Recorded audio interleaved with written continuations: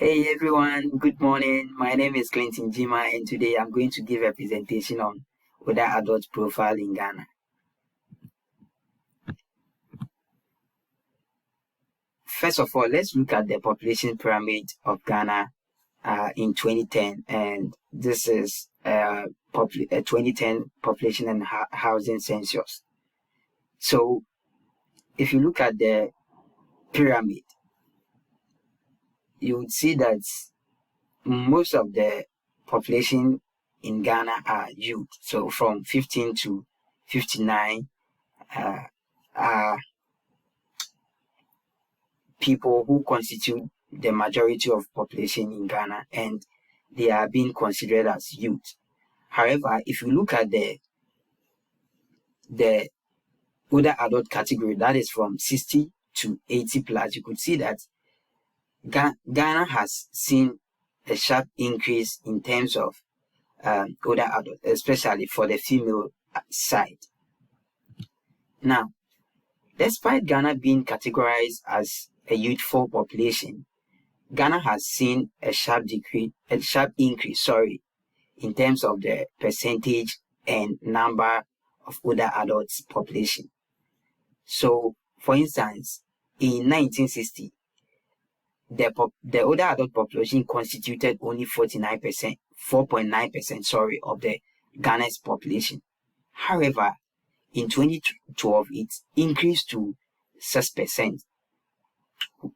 That means the older adult population in Ghana increased in about 2% from 1960 to 2012, which shows that the number of older adults in Ghana has increased.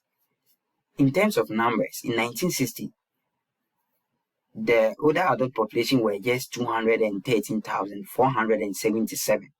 However, in 2010, it increased to 1,643,381. And out of these numbers, 57% of the older adults were females, and the remaining 43% were males. So in Ghana, there are several ethnic groups, and according to research, most of the adult population belongs to 4 major ethnic groups in Ghana. That is the Akan, the Moli, the Agbani, the Ewe, and then the Adange. I would like us to go through some of the demographic characteristics of older adults in Ghana. First of all, let's look at the educational status of older adults in Ghana. So, in terms of education among the older adults, the research which was conducted by the Ghana Statistical Service Population and Housing Census in 2013 indicate that a whopping number of 60.4% had no education at all, whilst 8.6% had primary education, 20.5% had middle education, 3.4% had secondary education, 5.6% had postgraduate education, and a percentage of 1.5% had higher education. So this actually shows that the number of older adults in Ghana, in terms of literacy rates, are very, very low. Now, with the marital status, the research shows that 3.8% had never married, 1.8% are on consensual marriage, 51.4% are married, 3.1% are separated, and out of the 51.4% of married older adults, 8.7% had divorced and 31.3% are widowed. Now let's look at the economic activity of older adults in Ghana. So in terms of economic activity, only 8.90% of older adults in Ghana are employed. So this category of older adults are either employed by the government or employed by the private sector, and a whooping number of 79.80, a whooping percentage of 74.80 are self-employed without employees. So these people are doing their own business, and these people are found in the rural areas in Ghana. And in Ghana, most of the rural areas engage in farming such as cocoa, tomatoes, cabbage, and other vegetables. Out of that, only 5.50 had employees who are working under them. So I don't want us to dwell on this so much, but there is something that I want to highlight, that in Ghana, most of the older adults, immediately you reach your 60 years, you are no longer qualified to work in the government sector. However, if you want to work, it's only in the discretion of the government to give you a contract. And these contracts are valid for only a year. And after the year, they will assess you first, your health, your productivity, and everything that is related to the work you are doing, to see if you are really capable of renewing your contract or canceling your contract. Now, let's look at life expectancy in Ghana. So the life expectancy in Ghana is 63 years. And this has been attributed to the sharp decline in terms of fertility rate. So, for instance, 6.4 in 1988 children per woman. So, in 1988, every woman had 6 or more children. However, this decreased to 4.4 in 2003 per woman, and further decreased to 4.0 in 2008 per woman. So this actually tells you that the fertility rate has decreased, which is contributing to the high number of older adults that we are having in Ghana. Now, a research was conducted to find out the most disease accounting to the death of older adults, and stroke happens to be the main disease accounting to the death of older adults. And it says that 11% of older adults' deaths were as a result of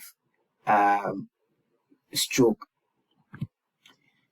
Let's look at access to healthcare and related issues. So in Ghana, the healthcare needs of older adults rely on the National Health Insurance Scheme. So Ghana actually started a Ghana National Health Insurance Scheme in 2004. At first, it was out of pocket payment. So when you go to the hospital and the doctor prescribes you the medicine and everything, you pay it from your pocket. But in 2004, the government established the National Health Insurance Scheme, which actually exempts older adults aged 17 years and above from premium payment. So this exemption actually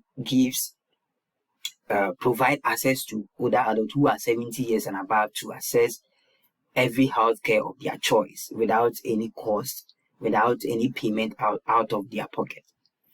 However, this exemption has a limitation as to the kind of diseases that should be considered under this exemption.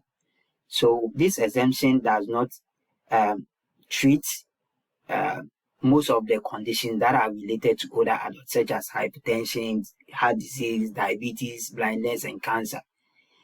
This health insurance scheme exemption does not pay for any of this. So if any older adult experiencing any kind of diseases, the person has to pay from his or her own pocket. Now, out of this exemption actually exclude people who are 60 years and above, 60 years to 69. Remember that in Ghana, the retirement age is 60 to 69, 60 years. So if you are 60 years, you've been considered as part of the older adult population. However, this exemption does not include the older adults 60 years to 69. And also, Ghana is being seen as underprepared in terms of infrastructure, staff, specialized staff who will be caring for the rise of older adults that Ghana is experiencing now. Most of the older adults in Ghana live in poverty because most of them live in the rural areas and they are into informal business. So most of them does not paid by the government, and the government does not give them any allowances or anything like that. It's only those who are in the formal sector who pay Senate are being given monthly allowance for not being in the working sector. So this so the average earnings among the elderly is 50 cedis, which is equivalent to $10 within the informal sector, which is 16 times lower than the extreme poverty line of 792 Ghana cedis and 5 pesos. Now, so with this, the family constitutes the primary avenue for providing social and economic activity, economic security for the aged. So, like the Asian countries that we learned in class, that they have laws that expect every family member to care for their parents or children to care for their parents. Unlike that, in Ghana, it's a custom, it's a tradition that every older child should care for their parents. So despite the modernization, urbanization, and everything, if you are the older adult, you have to. It's a tradition and cultural expectation that you have to take care of your parents. Now, let's look at the arrangement, the living arrangement. So, the family members are the primary long-term care for older adults in Ghana. And then, as I said, because because of poverty, most of them live in their household. That's the family household.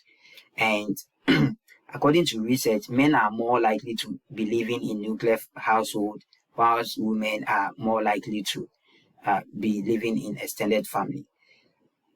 So Ghana has few private home care facilities, and this was developed not long ago, and it was because of modernization and urbanization that actually drive people from their family household to search for greener pasture. So this actually made people to establish a home care facilities that would be catering for these people left behind. However, the cost and the limited independence, as we saw in the previous lectures, that most of the older adults do not prefer to being in those institutions. Now, let's look at something here. Spirituality, that's my last slide. Spirituality, death and dying in Ghana. So in Ghana, dying as a peaceful, Ghanaians see dying as a peaceful when a person has finished all businesses and made peace with others before his or her death. So Ghana actually see a peaceful death as someone, a death devoid of violence, an accident, fearsome disease, not foul means, and without pains. However, there is something significant that I want us to note, that in Ghana, traditional beliefs often stigmatize older adults as wizards and witches. And this is something that is actually frustrating, and it's put many of the older adults into depression and other mental health issues. Thank you. Comments and questions? Thank you. I'll be waiting for your questions and comments.